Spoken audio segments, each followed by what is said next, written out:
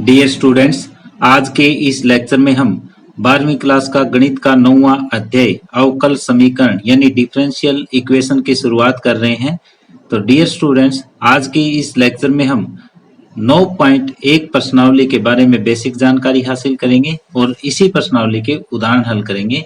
तो सबसे पहले हम ये देखते हैं कि पिछली कक्षाओं में हमने क्या पढ़ा है और उसके साथ जोड़ते हुए हम अवकल समीकरण की डेफिनेशन तक पहुंचेंगे।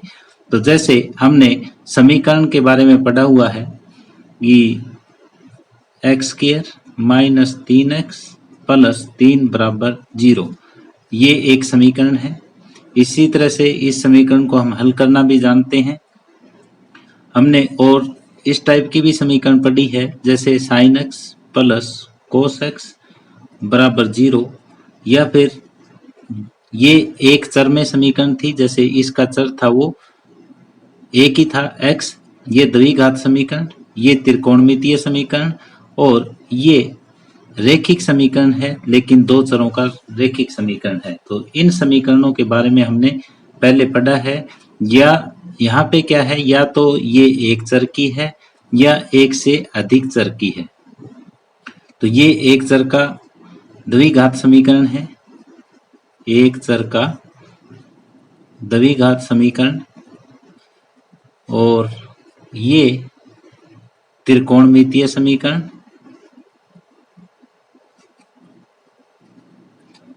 इसके बाद ये तीसरा जो है, ये दो चर का रैखिक समीकरण है। इस टाइप की समीकरण के बारे में हमने पढ़ रखा है, लेकिन अवकल समीकरण हमारे सामने अभी तक नहीं आई है। तो अब एक नए प्रकार के समीकरण पर हम विचार करते हैं, जैसे x इंटू डी वाई बटे डी एक्स प्लस में y बराबर 0, यानी ये इनमें मिलता हुआ समीकरण नहीं है। यहाँ पे जिस तरह से एक स्वतंत्र चर x है और इसके ऊपर आश्रित चर y है, यहाँ स्वतंत्र चर x है और आश्रित चर y है, साथ में ये अवकलज सम्मिलित है।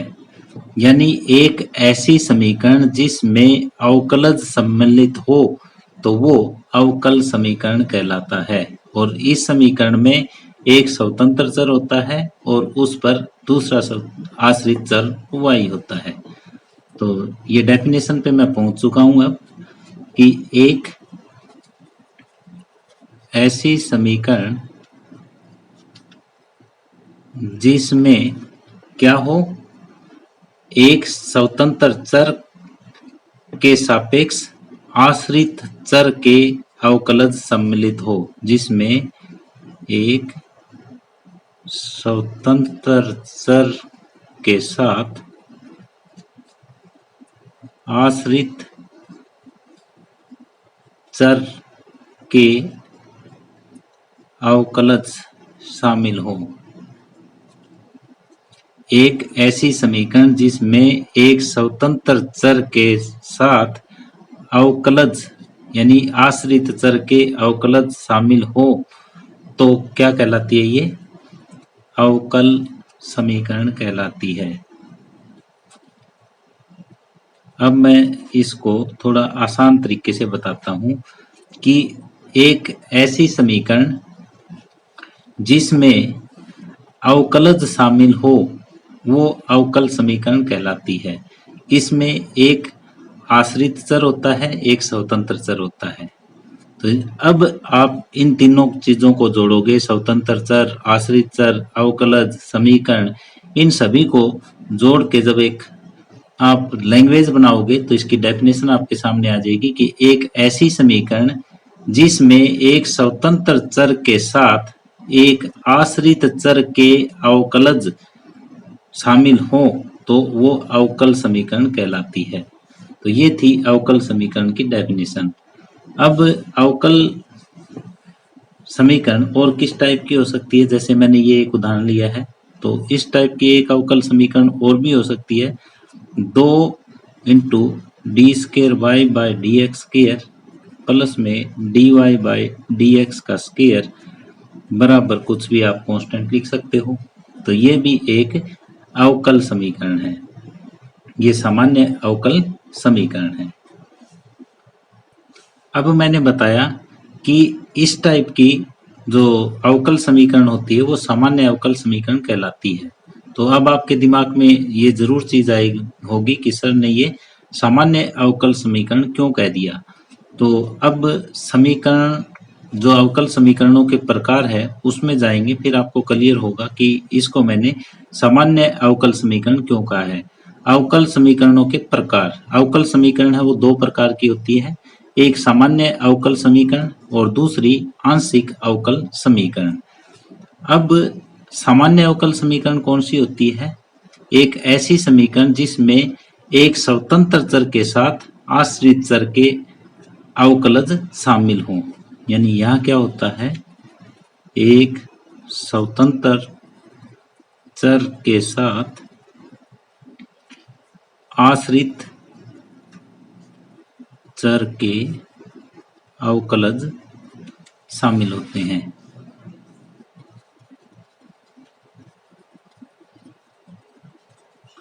और आंशिक अवकलज समीकरण में क्या होता है, एक से अधिक स्वतंत्र चर के साथ आश्रित चर के अवकलज शामिल होते हैं। एक से अधिक स्वतंत्र चर के साथ आश्रित चर के अवकलज शामिल होते हैं। यानी सामान्य अवकलज समीकरण वो होती है जिसमें एक स्वतंत्र चर के साथ आश्रित चर के अवकलज शामिल होते हैं, और आंशिक अवकलज समीकरण वो होती है जिसमें एक से अधिक स्वतंत्र चर के साथ आश्रित चर के अवकलज शामिल होते हैं।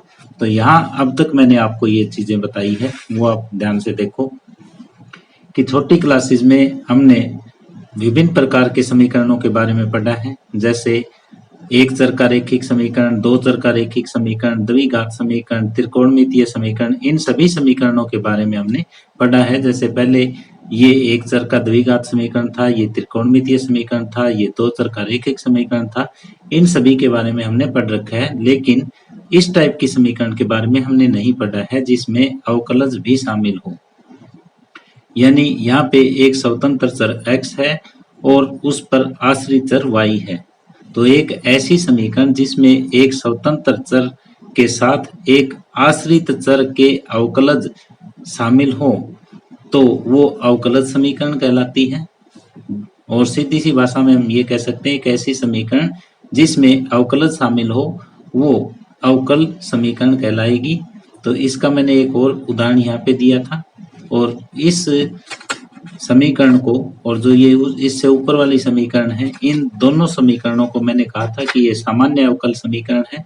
तो फिर सामान्य अवकल समीकरण के बाद हमारे दिमाग में ये बात आई कि सामान्य अवकल समीकरण के सिवाय कोई और समीकरण भी क्या हो सकती है? बिल्कुल हो सकती है। समीकरणों के जो प्रकार हैं, एक सामान्य अवकल समीकरण और दूसरी आंशिक अवकल समीकरण। सामान्य अवकल समीकरण वो होगी जिसमें एक स्वतंत्र चर के साथ आश्रित चर का अवकल समीकरण में शामिल हो, और जिसमें एक से अधिक स्वतंत्र चर के साथ आश्रित चर के अवकल शामिल हो तो वो आंशिक अवकल समीकरण कहलाती है।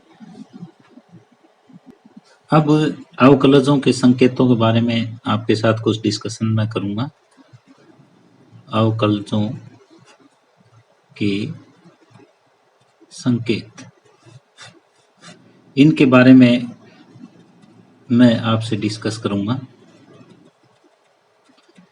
जैसे dy बाई dx है, इसको हम y डैश भी लिख सकते हैं, और इसके साथ साथ कई बुक में आपको y1 भी लिखा हुआ मिलेगा। ऐसे ही dy बाई dx को y डबल डैश भी लिख देते हैं, और कई बार इस बुक्स में ये y2 भी मिलेगा, D square y by d x square को। अब d क्यूब y बटे डी एक्स क्यूब, तो इसको y ट्रिपल डैश भी लिखा जा सकता है। तो ये y3 इसको लिख देंगे। अगर इसी तरीके से हम चलते गए तो डी एन वाई बटे डी एक्स की पावर n। इसको हम क्या लिखें, इसको हम ये लिख सकते हैं, ये डैश लगाना हमारे लिए काफ़ी मुश्किल है क्योंकि अन डैश लगाने काफ़ी मुश्किल है, तो इसके लिए हम सीधा वाई एन का प्रयोग करेंगे।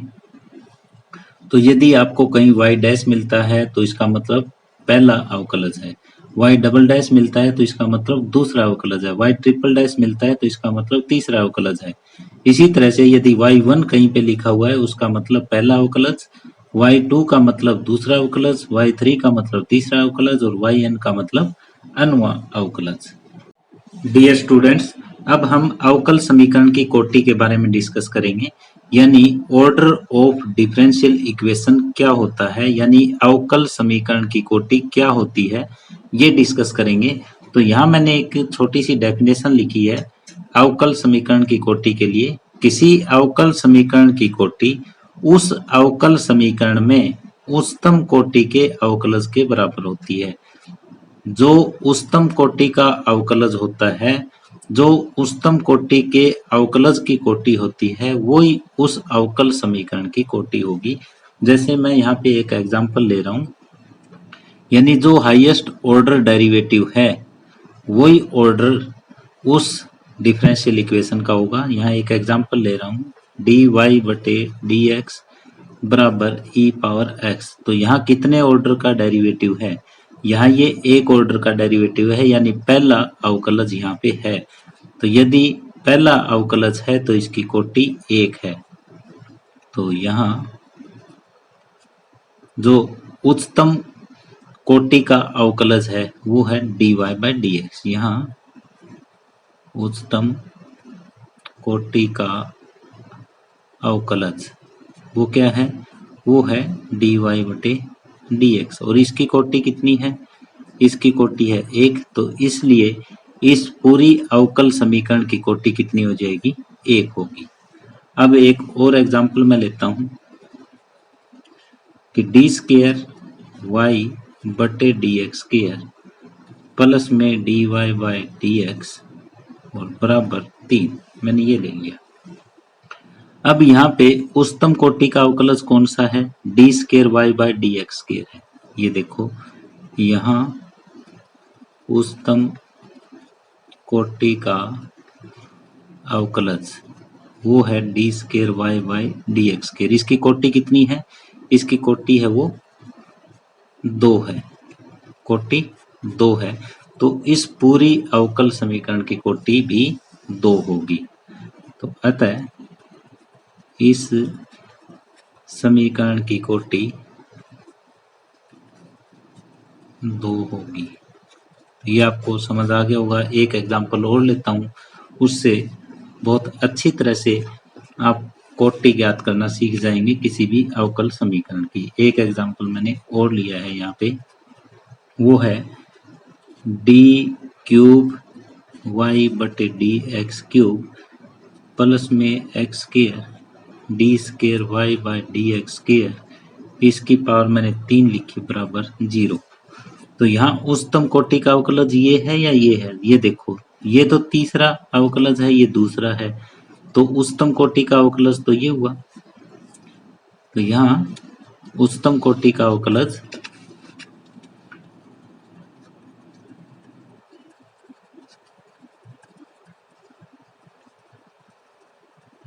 उच्चतम कोटि का अवकलज है वो d cube y by d x cube है। इसकी कोटि कितनी है, इसकी कोटि है वो 3 है। तो इसलिए जो ये दिया गया अवकल समीकरण है इसकी कोटि 3 होगी। इसलिए दिए गए अवकल समीकरण की कोटि बराबर 3 होगी। तो ये इस तरह से आप कोटि ज्ञात कर सकते हो। तो यहाँ इस तरफ आपको कोई ध्यान नहीं देना, चाहे यहाँ पावर कितनी है, सिर्फ आपको क्या देखना है, हाईएस्ट ऑर्डर डेरिवेटिव देखना है। जो हाईएस्ट ऑर्डर डेरिवेटिव है वो ही इस डिफरेंशियल इक्वेशन का ऑर्डर है। जितने ऑर्डर का हाईएस्ट ऑर्डर डेरिवेटिव उतना ही ऑर्डर का ये डिफरेंशियल इक्वेशन। तो इस तरह से हमने अवकल समीकरण की कोटि ज्ञात करना सीखा। अब हम अवकल समीकरण की घात ज्ञात करना सीखेंगे। तो अब हम डिस्कस कर रहे हैं कि अवकल समीकरण की घात यानी डिग्री ऑफ डिफरेंशियल इक्वेशन। किसी भी अवकल समीकरण की घात ज्ञात करने के लिए सबसे पहले ये जरूरी है कि वो अवकल समीकरण y dash, y double dash, y triple dash आदि में वो एक बहुपद होना चाहिए। यदि ये एक बहुपद इनमें नहीं है, y dash, y double dash, y triple dash, इसी तरह से चौथा डेरिवेटिव, पांचवा डेरिवेटिव, ये इन सभी में यदि वो बहुपद है तो फिर हम उसकी घात ज्ञात कर सकते हैं। यदि बहुपद नहीं है तो हम घात ज्ञात नहीं कर सकते। सबसे पहले हमें यही चेक करना है कि क्या वो y dash, y double dash, y triple dash में दी गई अवकल समीकरण बहुपद है। यदि बहुपद है तो फिर जो उच्चतम कोटि के अवकलज की घात है वो उस अवकल समीकरण की घात कहलाएगी। तो यहाँ मैं एग्जाम्पल की सहायता से आपको समझा रहा हूँ। ये मैं एग्जाम्पल ले रहा हूँ, ये डी क्यूब वाई बटे डी एक्स क्यूब प्लस में 2 d square y by d x square की power 2 minus d y by d x plus में वाई बराबर 0। तो ये देखो y triple dash, y double dash, y, इसमें ये एक बहुपद समीकरण है। तो ये एक बहुपद समीकरण है। जब ये एक बहुपद समीकरण है तो इसकी हम घात ज्ञात कर सकते हैं। तो सबसे पहले देखो कि इसकी उच्चतम कोटि कौन का जो अवकलज है वो कौन सा है, वो ये उच्चतम कोटि का अवकलज है। और उच्चतम कोटि के अवकलज की घात कितनी है, यानी डी क्यूब वाई बटे डी एक्स क्यूब की यहाँ देखो घात कितनी है, घात है वो 1 है। तो अवकल समीकरण की घात आ जाएगी हमारे पास, अवकल समीकरण की घात है वो 1 आएगी। ये आप देख लो। अब एक एग्जांपल मैं और लेता हूं कि d square y by d x square plus में d y by d x और माइनस साइन स्केयर वाई बराबर 0। तो क्या ये एक बहुपद समीकरण है? बिल्कुल है, ये भी एक बहुपद समीकरण है। और बहुपद समीकरण है तो इस अवकल की घात हम ज्ञात कर सकते हैं। तो सबसे पहले इसका हायर ऑर्डर डेरिवेटिव यानी उच्चतम कोटि का जो अवकलज है वो देखो, ये d square y by d x square है, इसकी घात d square y by d x square के ऊपर घात कितनी है, कुछ नहीं है, तो इसका मतलब 1 है। तो यहाँ अवकल समीकरण की घात 1 है। अब एक एग्जांपल मैं यहाँ और ले रहा हूँ, जैसे तीसरा डी वाई बटे डी एक्स प्लस में sine d y by d x बराबर 0। तो ये देखो अगर साइन के एंगल में d y by d x है तो ये बहुपद समीकरण नहीं है। ये बहुपद समीकरण नहीं है तो इसकी घात भी हम नहीं ज्ञात कर सकते, इसकी घात परिभाषित नहीं है। तो ये एक बहुपद समीकरण नहीं है। यदि बहुपद समीकरण नहीं है तो इसकी घात संभव नहीं है, इसकी घात ज्ञात करना संभव नहीं है, हम इसकी घात ज्ञात नहीं कर सकते। यानी सबसे पहला काम क्या करना है अवकल समीकरण की घात के लिए, ये करना है कि कोई भी अवकल समीकरण की घात ज्ञात करने के लिए सबसे पहले ये जरूरी है कि वो अवकल समीकरण y dash, y double dash, y triple dash आदि में बहुपद हो। और फिर जो उच्चतम कोटि का अवकलज है उसकी घात जो है वो क्या कहलाएगी, वो उस अवकल समीकरण की घात कहलाएगी। तो यहाँ पे हमने अवकल समीकरण की कोटि और अवकल समीकरण की घात के बारे में पढ़ा। अब आगे उदाहरण करते हैं। अब उदाहरण नंबर 1 है, निम्नलिखित अवकल समीकरणों में से प्रत्येक की कोटि एवं घात यदि परिभाषित हो तो ज्ञात कीजिए। तो यहाँ पहला भाग है डी वाई बटे d x minus cos x बराबर 0। तो यहाँ सबसे पहले ये देखो जो उच्चतम कोटि का अवकलज है वो कौन है। तो यहाँ उच्चतम कोटि का अवकलज जो है वो dy बटे dx, और ये कितने ऑर्डर का है, y का यदि एक बार डेरिवेटिव करते हैं तो dy बाई dx आता है, तो ये एक कोटि का अवकलज है। तो यहाँ ये अवकलज कितनी कोटि का है, एक कोटि का है। तो इसलिए दी गई अवकल समीकरण की कोटि एक है, क्योंकि ये पहले ऑर्डर का डेरिवेटिव हमारे पास है, इसलिए दी गई डिफरेंशियल इक्वेशन का जो ऑर्डर है वो एक हो जाएगा। अब जो हाईएस्ट ऑर्डर का डेरिवेटिव है, उच्चतम कोटि का अवकलज है, उसकी घात है वो कितनी है, वो तो एक ही है। साथ ही यहाँ उच्चतम कोटि के अवकलज की घात कितनी है, dy बाई dx की घात वो एक है। तो इसलिए दी गई अवकल समीकरण की घात भी एक होगी। और घात देखने से पहले हम ये देख लेते हैं कि क्या ये एक बहुपद समीकरण है। साथ ही ये बहुपद समीकरण है, बहुपद समीकरण है और हाईएस्ट ऑर्डर डेरिवेटिव की घात एक है, इसलिए अवकल समीकरण की घात भी एक होगी। इस तरह से इसका पहला भाग कंप्लीट हुआ। अब हम उदाहरण नंबर 1 के दूसरे भाग की तरफ बढ़ते हैं। उदाहरण नंबर 1 का दूसरा भाग है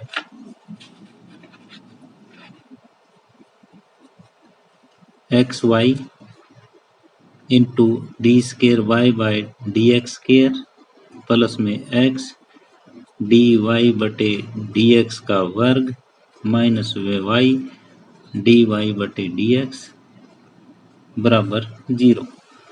तो यहाँ सबसे पहले ये देखो कि हाईएस्ट ऑर्डर का डेरिवेटिव, उच्चतम कोटि का अवकलज क्या है। यहाँ पे पहले क्या करेंगे हम, कोटि के लिए, कोटि ज्ञात करने के लिए, कोटि ज्ञात करने के लिए उच्चतम कोटि का अवकलज देखो इसमें कौन है, उच्चतम कोटि का अवकलज कौन सा है, डी स्केयर वाई बटे डी एक्स स्केयर, ये है, इसकी कोई पावर भी नहीं है। तो यहाँ इसलिए दी गई अवकल समीकरण की कोटि